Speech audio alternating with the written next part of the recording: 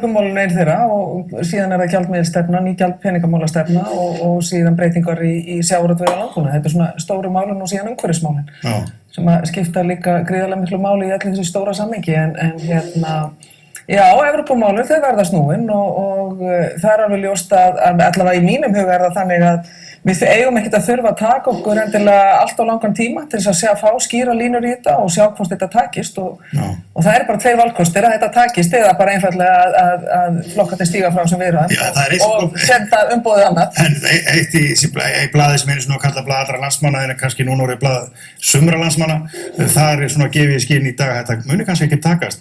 Eru kannski einhverju gamlir flokksfélagar þínir sem að vilja kannski ekki þetta takist?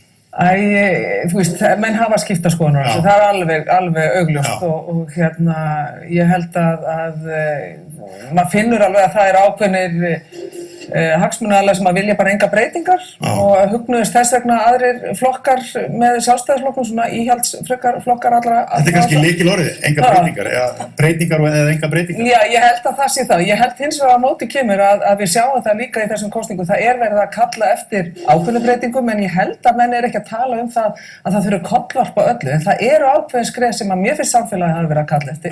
Að það eru breytingar í sjávarútvegi og landbúnaði. Það eru líka ákveðnar breytingar í tengslu við stjórnarskrána, ekki þannig að henni verið kollvarpa, en það verður líka ákveðin skref tekin. Þannig að ég bind vonum við það hvort sem að þessi ríkisstjórnar möguleiki verða veruleika eða einhver annar, að við fyrst og fremst sjáum fram á ný og breytt vinnubrögð stjórnar meirihluta þingsins og svo framvegis. Það líka svolítið tækifæri. Hvað segir þið?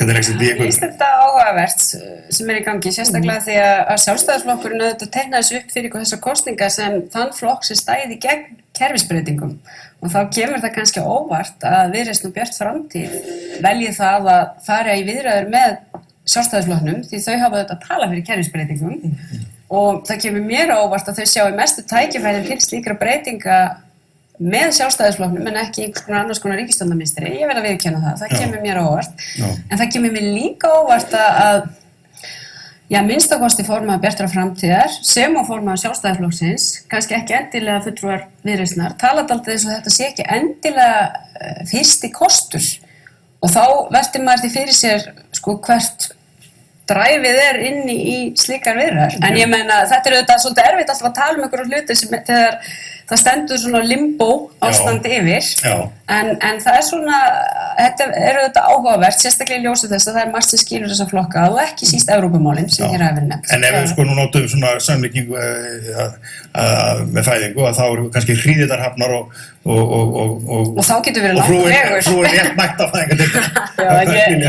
Ég verð að segja það að þetta auðvitað mjög athyglisvert allt og það sem ég velti auðvitað fyrir mér að Viðreisn stofnuð þjóðaratkvæðagreiðslu aðildarsamninginn og þannig að við hljótum að sjá fram á það bara á næstu mánuðum ef Viðreisn núna mynda stjórn að það verði þjóðaratkvæðagreiðsla aðildarsamning við Evrópusambandið því að Viðreisn hreinlega stofnuð í kringum það og stofnuð það að Sjálfstæðisflokkurinn hafi einmitt svikið þessa þjóðaratkvæðagreiðslu.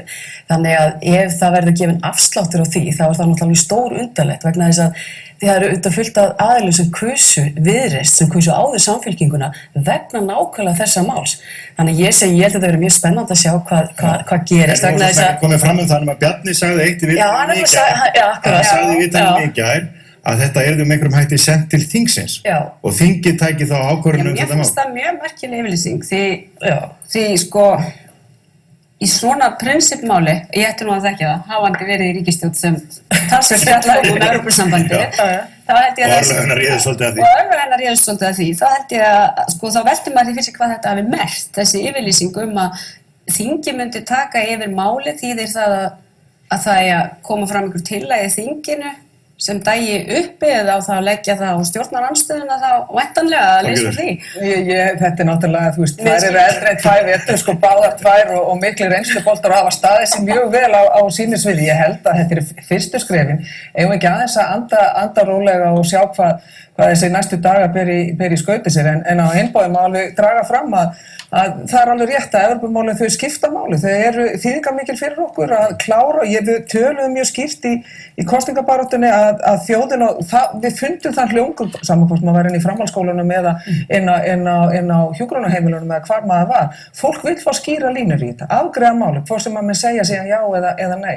Og það líka það sama sem að Katrín myndi standa frammi fyrir ef að hún myndi leiða ríkisstjórna því hún hefur talað að henni hugnist betur svona miðju vinstri ríkisstjórn og það var nákvæmlega sama sem að hún þyrfti að fást við þannig að eigum ekki að hafa svolítið trú á stjórnmálamönnunum svona einu sinni og leyfa hann að tala saman og þá eins og ég segi alltaf þessi möguleiki einfallega að menn snúa sér í aðrar áttir.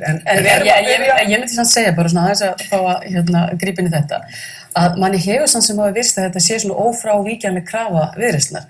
Þannig að manni einhvern veginn, mér finnst það mjög sérkennilegt að þegar bara ítrekka það að heill stjórnmálaflokkur stofnaður þetta málefni. Já, en það eins og segja náttúrulega ekkert útilokað að segja þess að leikum okkur aðeins með tillögu. Ef að kæmi tillaga frá ráðherra annarkvort Viðreisnar eða Bjartrar framtíðar eða báðum, sameiginlega eða einhvern veginn, inn í þingi sem segði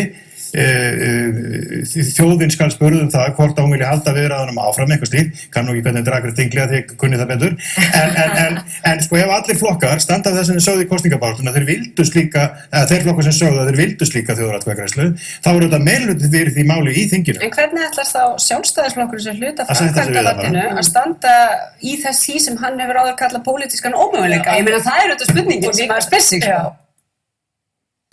Þú finnur draumarúmið í Dorma.